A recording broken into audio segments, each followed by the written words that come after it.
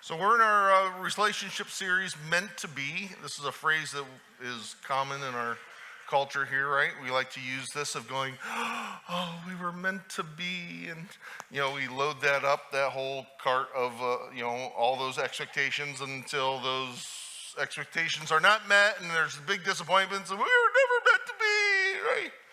So we're doing this series to find out what God meant to be. And so last week we looked at those that are single and seeking and kind of what did God say about that, and found out that while the church has taught, many places in the church have kind of taught that God has kind of made you to be single, that's not really what Scripture teaches. He designed us and made us so that we desire this, we desire connection, and we desire relationships. And so if you happen to be single, God didn't make you single. It doesn't say that at all. Now, if you are single and you are content with that, then you have that gift of contentment. That's all. But it is good. It is right to desire and long for this. We were made for that. That's what the Bible affirms. And so I just want to kind of put a capstone on this of going, if you're kind of in that place, we're going to look at one thing, but kind of today is we're going to be pivoting and talking about marriage and, how do we start strong there? Now you might go, hey, we've been married for a while. I don't need to know this stuff. That's not true. Everything that you start strong with, you're going to need for the whole journey.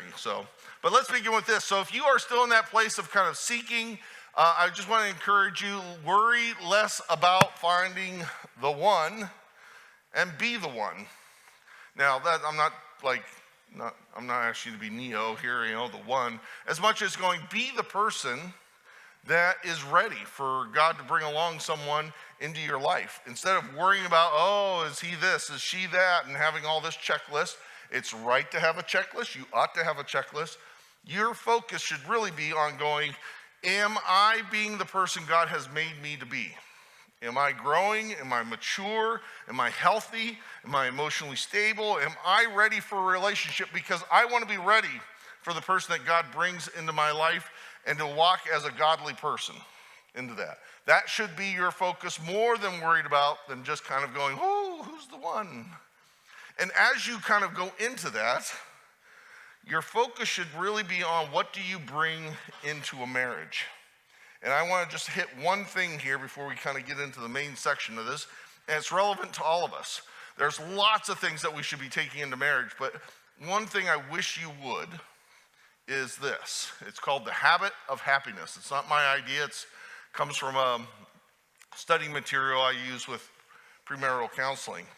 The habit of happiness says this, that I am the type of person that can adjust and cope with appropriately the different changing scenarios of my life. That I am not turned over, that I am not undone because things don't go my way. Nor do I expect someone else to be the one that makes me happy. That how you treat me or how you act is the thing that turns my whole life around. The habit of happiness is owning this place of going, I'm responsible for me being a happy person. And it doesn't require life to treat me a certain way. It does not require anyone else to behave in a certain way. Certainly, I would prefer people to behave in certain ways, and I wish things were going my way. But you know what? There's this place in my life that I can just stand and go, I'm okay. I can roll with this.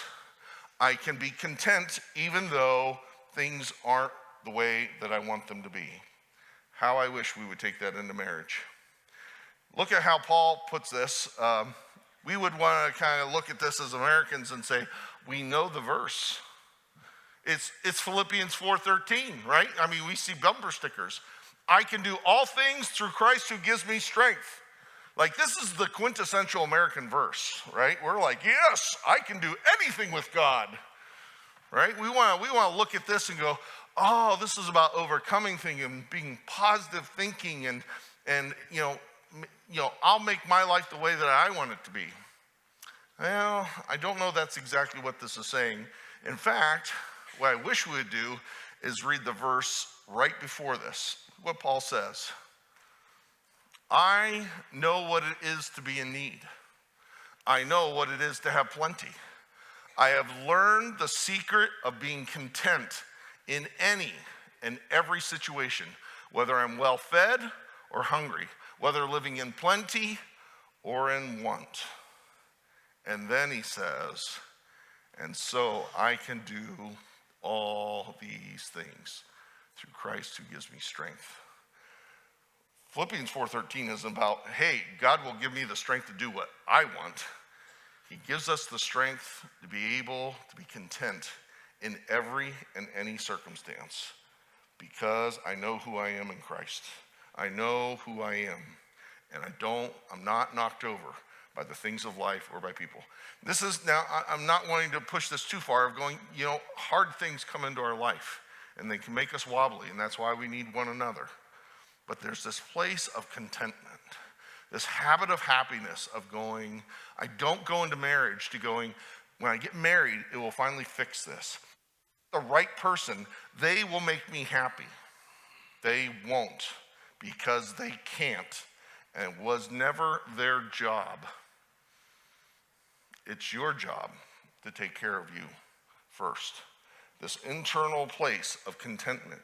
If you do not take that into marriage, you will never find what you need in marriage.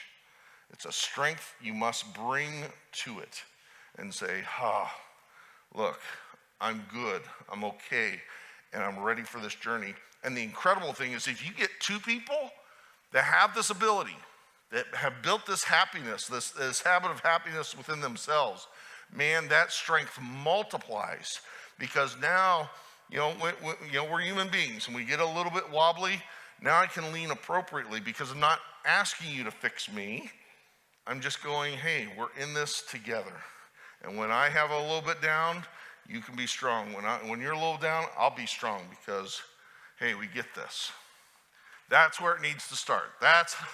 So you should really always be asking yourself, if you're on the verge of this or just beginning marriage, of going, what do I bring to this?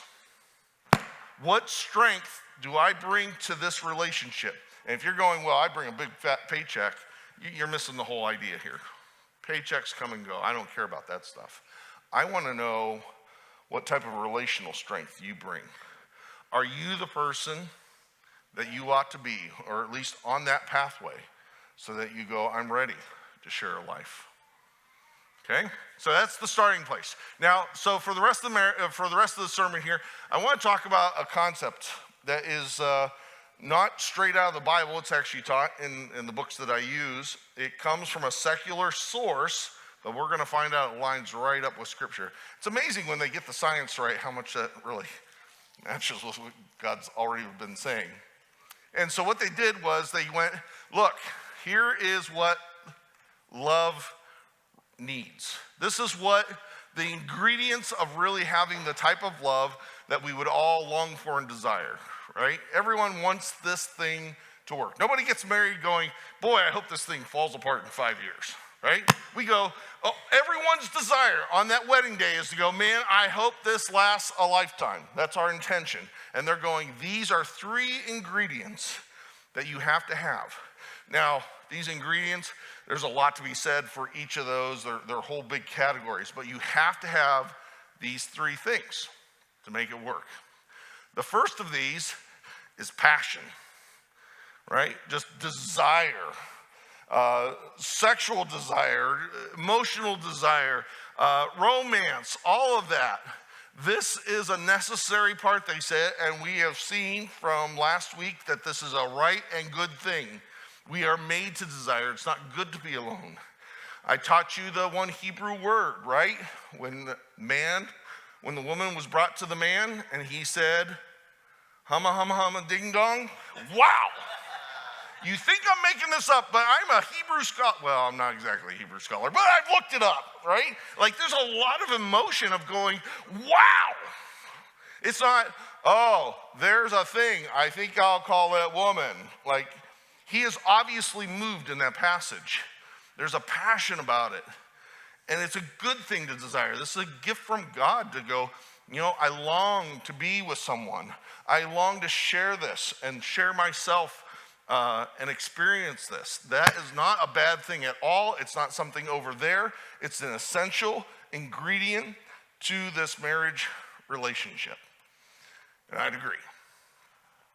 The second piece is intimacy. So if that's kind of the hot piece of this, this is kind of the warm. This is the getting to know someone, the caring, the sharing life together, learning who that person really is. And as it goes along, dating relationship, you're just trying to kind of figure this out. But when you get into marriage, this goes very deep. There is no one else that will know that person as well as you do. Because even you might go, well, I know my parents, but you really don't, because you learned who they were because you were a child, and that distorted your perspective. As a full-grown adult, fully formed, independent, now you come and learn about another adult, and you're going to find out everything about them, right? We have friends that we know stuff about. We know stuff about one another, but nothing like in marriage, right? After a certain number of years, there are no more mysteries. You know what he is. You know what she is. There's no more guessing here. You might guess of going, I have no idea what she's thinking, but you know what each other are. Flaws, good things, everything. There's this deep level of intimacy. Think about Good Will Hunting. The one story he shared, that she would fart in her sleep. Nobody knows that. He's the only one that's going to know that, right? That's the good stuff of this, and other things that you would never tell, that only you two will know. You've got to have that deep intimacy. And then finally, the third piece of this is commitment. This idea of going, look, it's not just that, boy, there's a lot of passion, a lot of desire, attraction here. It's not just, but I know this person and I love this person. The more I get to know them, the more I just am bonded to them. But this place of going, I make this commitment. I make a decision that I'm going, this is the way that I'm going. I'm not just having a good time anymore. We are deciding to be together. It's kind of the cold part of this, not cold in a negative sense, but just kind of like this decision place of going, I'm in it to win it. I can be counted on. I'm telling you, I'm doing this thing, and we're going to do it together, no matter what comes. And so you have to have all three of these elements to really have sustaining love. And, there's a lot of different parts that you could go down into these three, but it essentially is involved with this. This is not from the Bible, remember. This is from secular science. They're the ones that went, we've done the research, this is what it takes. So let's kind of look into this and see what this looks like, because we want to have this type of love if you're married, or if you're not yet and you're desiring, I'm showing you in advance, this is what it's going to take. Now you might go, well, our love is always going to look like that, right? No. See, this is the other thing about the triangle, is that it's not static. It changes because you change. And so it's not always the same. When you're early in the relationship, guess what? There's a lot of passion. There's a lot of attraction. There's a lot of, woo, she makes me kind of feel special. And you're growing in intimacy as you're learning that person you're dating, but your commitment is very small, right? You go on a first date and somebody goes, hey, you want to marry me? I'd be going the other direction, right? No.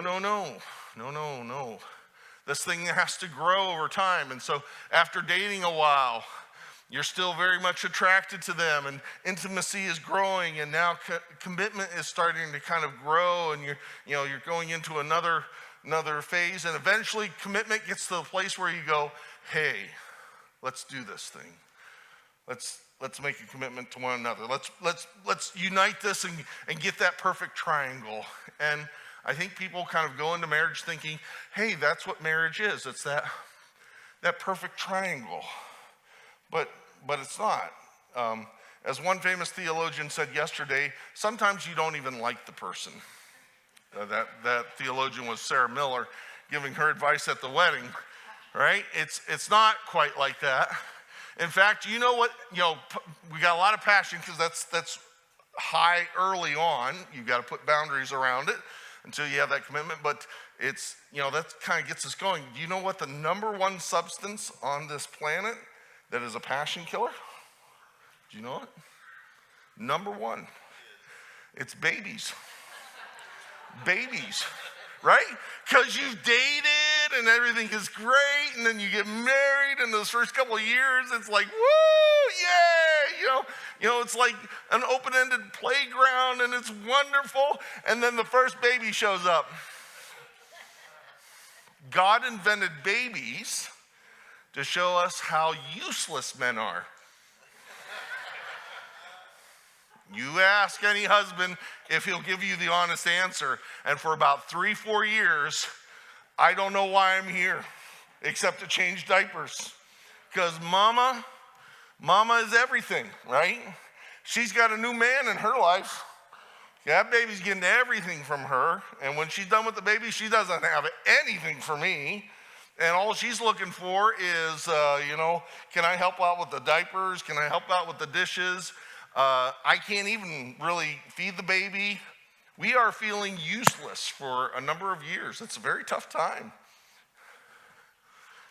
Ask any man, I'm telling you.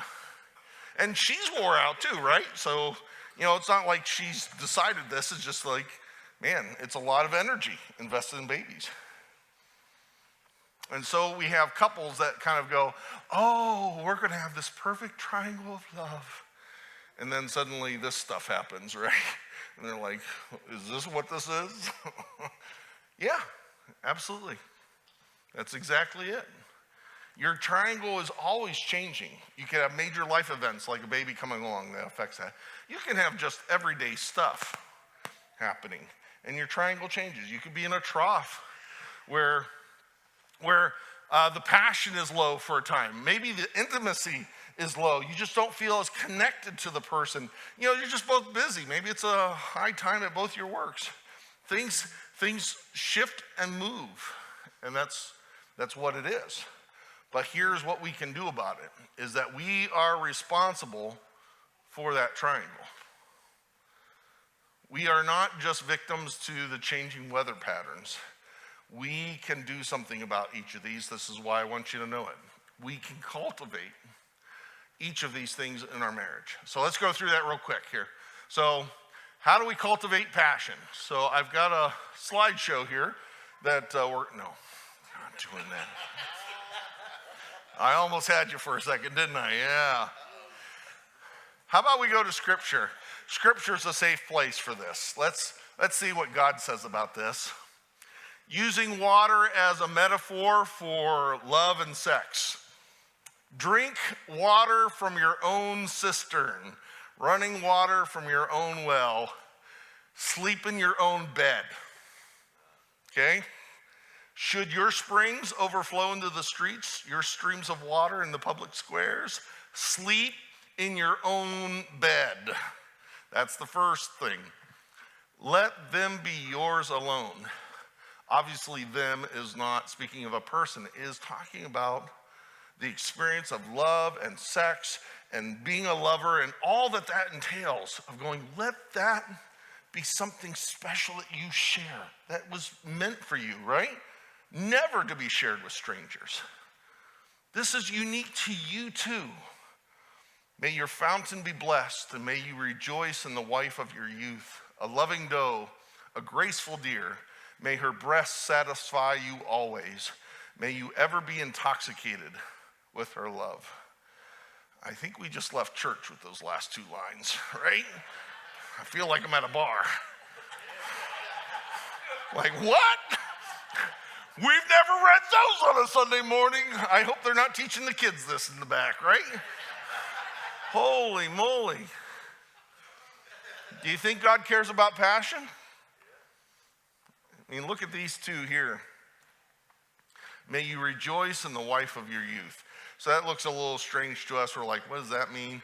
So in a culture where people might get additional wives, God elevated and said, but that first commitment you made, when you were young and you made a commitment to a young bride, you better rejoice and honor that commitment all your life. You have no place, no standing with me to go, well, she's used up and I'll cast her aside and go find somebody else. Rejoice in the wife of your youth all the days that you are together. May you ever be intoxicated with her love. I'd say God cares about passion. I think God's pretty okay with passion, huh? Right? So how do we cultivate this? All right, guys, she needs some romancing. She needs you to go back to the way it was, right? When you were chasing her and dating her. When her heart went pitter-patter, you got a romance. This is one of the dangers of marriage, is that we just kind of fall into our ruts, don't we?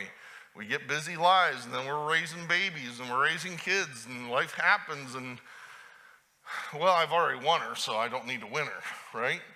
And the romancing dries up. She still needs that.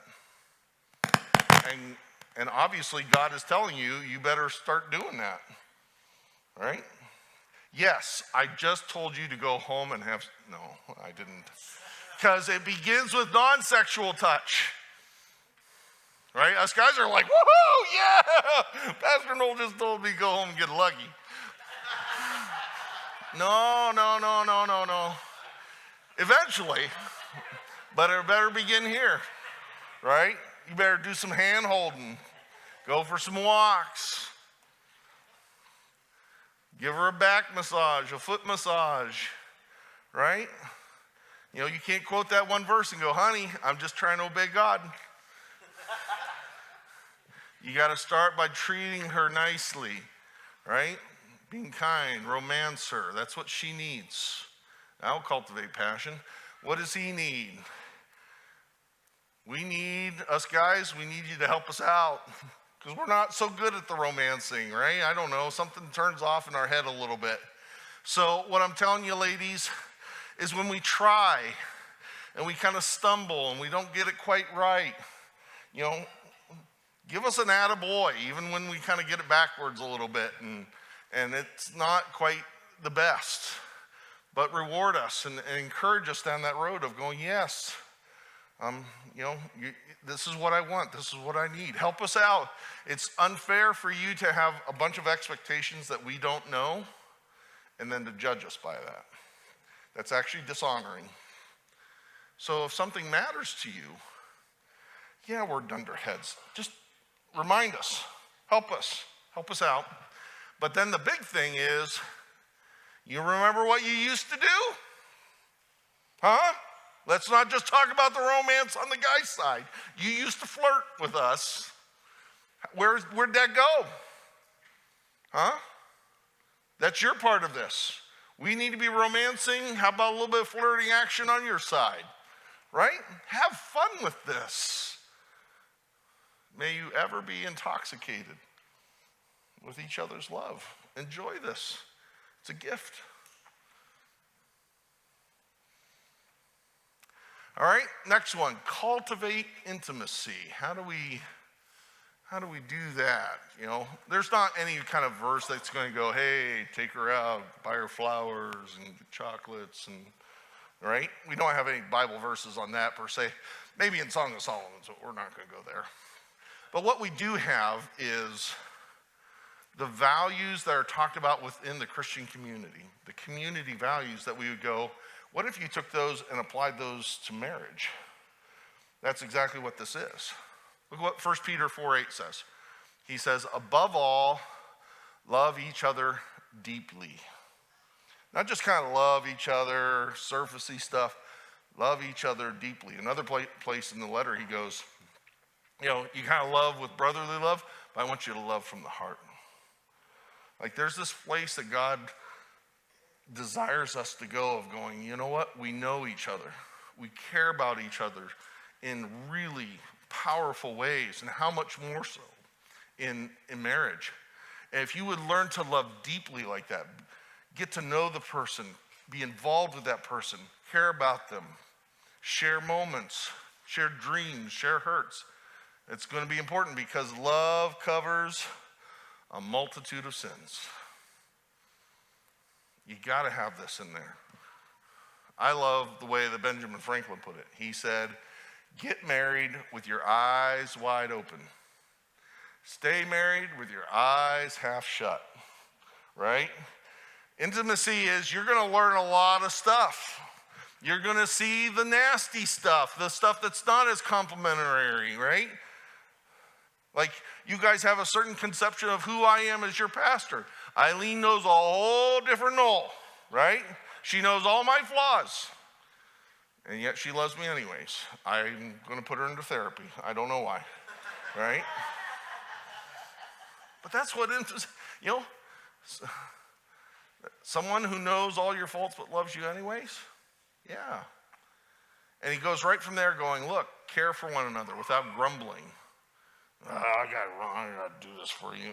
No, I'm happy to do this for you. He goes into talking about serving one another with your strengths. Now, he's talking about the church. He's not talking about marriage. But why shouldn't we take these and go, this is what God desires for marriage above all? We love each other deeply. Even when we know the bad stuff. We care about each other, not out of duty, but because I'm totally invested. I offer you my strength, and you offer me yours, and we're in this together. That bond is powerful when you get that right, when that starts working. So how do we do this? All right, guys, in very general terms, she needs some time and she needs some talk, right? The two things that we love to do. I blew this up years ago, working on our house out in California, doing a gift to my family. Like, I'm working my fingers to the nub to get the house up to snuff. Never planned on staying in California. We're going to sell it, and that would just help set up the family. So I'm loving my family while my wife is dying on the vine. And I finally kind of wake up and I see it and I go and say, okay, what do you want? How romantic is that, huh? What do you want? And she said, I'd just like to sit here. And I went, I can't do that. We'll go and do anything you want. You have my full time and attention. I just want to sit here because she likes home. And like a knucklehead, I went, I can't do that. I got too much to do. And I got up and walked away. What a terrible husband. See, now you're looking at me like that. I see how it is. She needs time and talk. We tried a thing here years ago of just encouraging husbands, spend 15 minutes, uninterrupted time, non-distracted. 15 minutes, you sit with her, you hold her hand, and whatever she needs to say, you just sit there and you take it, right? You just listen. You absorb. You don't have to have any answers. You don't have to respond. You let her talk. That's only 15 minutes. We should be given a lot more than that. And honestly, if we had testimony time, we'd hear about a bunch of women that aren't even getting 15 minutes. What does the guys need? We need activity together, right? The talk doesn't necessarily float our boat, ladies. We bond over doing stuff in a general sense. This is not true of all men, but most men, we like to do stuff. And so, you know what? You may have to do some stuff that you're not as thrilled about, but man, it helps us out. It opens up our heart. It helps us to connect with you. It helps us to feel like we're on the same page. These are two very generic examples. Your job is to know your wife. Your job is to know your husband and what he or she needs, and then to lean towards that and say, hey, that's what I want to give. Even if it's not my best thing, it's not my brightest idea, I'm going to give that. That's how you cultivate intimacy. And see, the thing is that, when this is most important? It's not when you're already feeling really close. If you're already feeling really close and bonded, this comes easy. Do you know when this matters? when it's been a couple months since you've had a date, you haven't really talked too much, you probably have snapped at each other a little bit. Things are, I'm not saying things are bad, it's just kind of like distant. At that moment, that's when this matters. And you have the ability to cultivate it. We all do. All right, last one. Oh, well, I forgot this one. So overall, with intimacy, we are practicing unconditional acceptance, right? We are going to know things about our spouse that no one else knows, and we love them anyways. This is why we're not allowed to testify against them in court, right? We know too much, and we accept them. We take them as they are, not as I want you to be.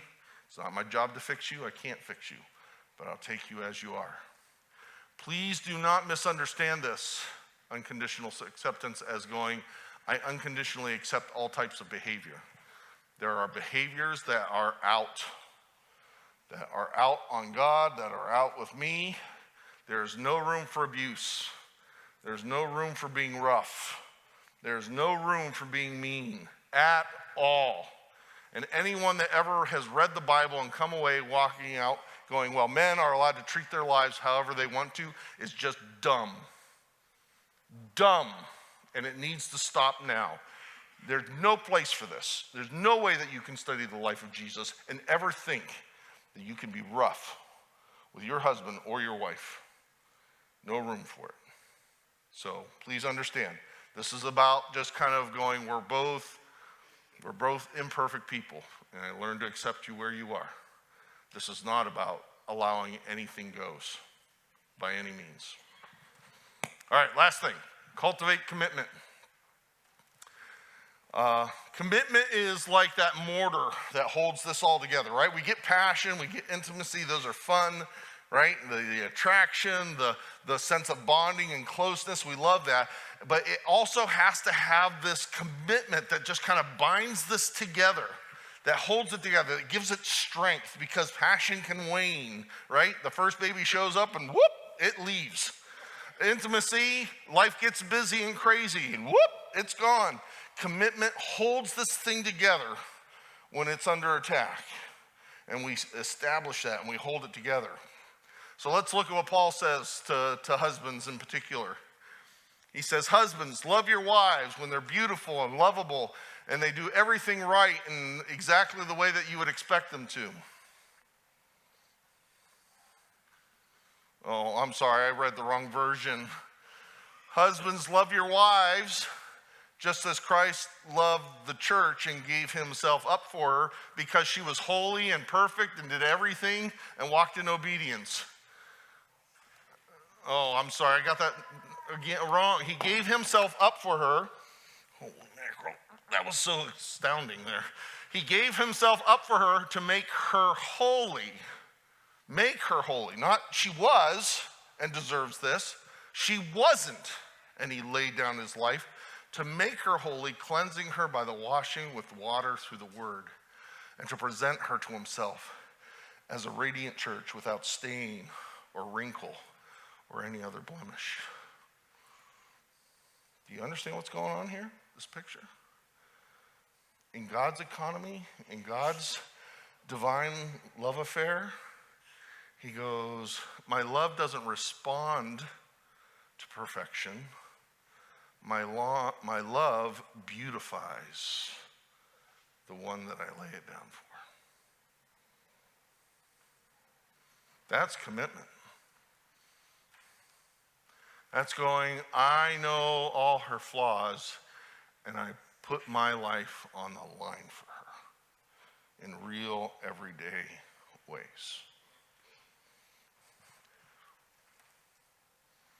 It's kind of dumb when we go, well, husbands, love your wives when they're lovable. Wives, respect your husbands when they're respectable. What does that even mean? I don't need to tell you that. When you go swimming, make sure you get wet. That's what that means, right? The love and the respect, the care for, the commitment only means something when they are not at their best. And you go, I'm going to do it anyways. that's my commitment. I'm not waiting for them to be something. I am deciding the strength that I bring into this relationship.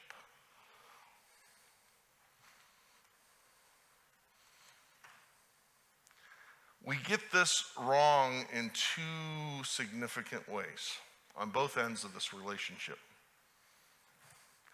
We get commitment wrong at the beginning when this world has been hurt by our divorce culture.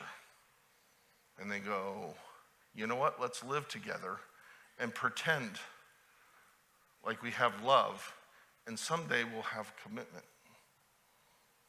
And they see it as a destination. Now, the church way is to go, well, that breaks the rules. Well, in one sense, yes.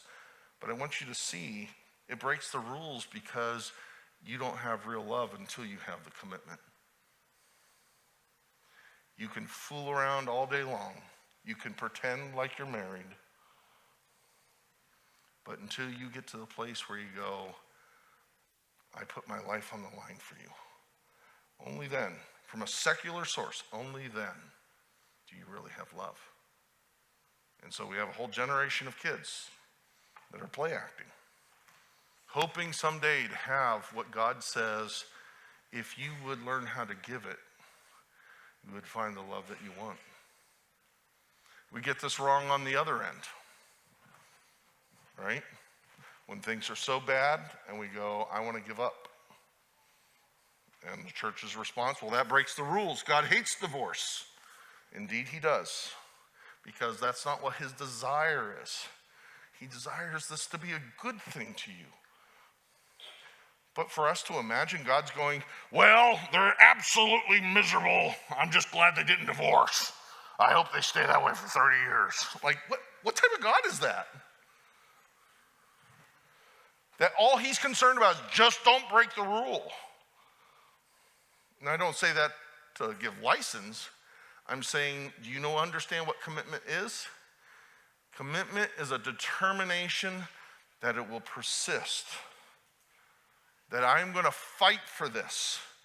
And that, yes, there will be bad days, but that doesn't mean that I have to give up. And passion might feel like it's a million miles away. Intimacy might feel a mile away. But I have the strength to adjust. I have that habit of happiness. I don't need him to be perfect. I don't need her to be perfect. I can adjust and cultivate these things when they're needed most. Is there a place that you can get to? Yeah. But there's so much more room where we can say, there's work to be done. And by the strength of my commitment, I'm going to hold on with God's help. And I'm going to, not to just kind of put up with it, but because I want to work on this. Think of it this way. Imagine a nice sailboat, right? Very romantic, kind of sexy. We love that. You got the sails that capture the power of the wind. That's our passion, right? It just drives it.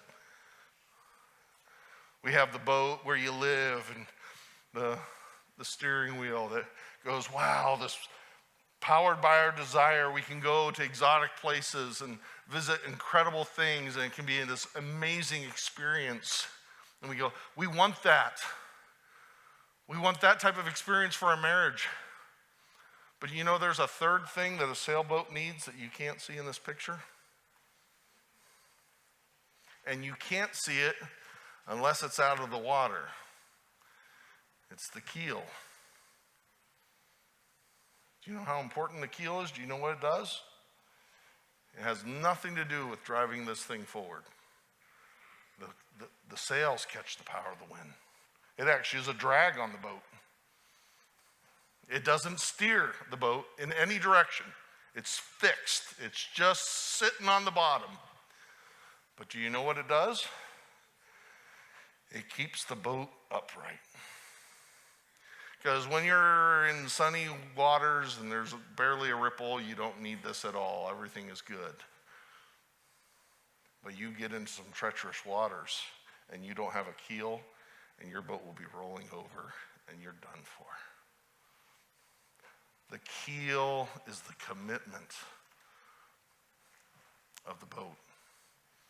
When all else goes wrong, I'm going to keep you upright. We need all three things. It's got to be more than the commitment. It's not good to just go, well, I'm putting up with it. I'm going to just stick it out because I don't want to break the rule. No, passion's got to be there. Intimacy's got to be there. You got to fight for these things. That's what we're here for. You are responsible as a married person for your triangle. You put your life on the line for him or for her. And you need to do the work. Take all the benefits, but give all of yourself.